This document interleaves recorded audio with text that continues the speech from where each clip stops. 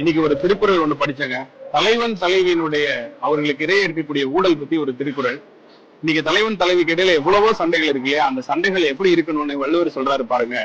உப்பு அமைந்தற்றால் புலவி அது சிறிது மிக்கற்றால் நீல விடல் அப்படிங்கிறாரு.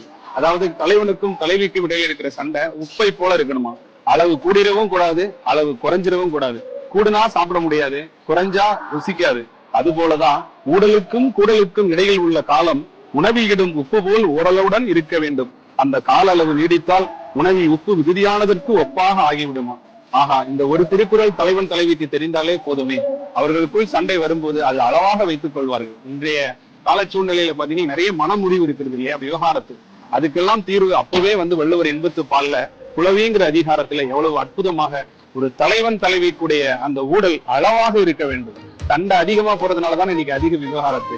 அது அளவா இருக்கணும். இனிமே உங்க வீட்டுல சண்டை போட்டாங்கன்னா உப்பு கூடுது, உப்பு கொஞ்சம் கூடுது அப்படி சொல்லி கம்மி பண்ணிட்டீங்கன்னா நிச்சயமா அந்த உள்ள உணர்வுகளை நாம புரிஞ்சுக்கலாம்.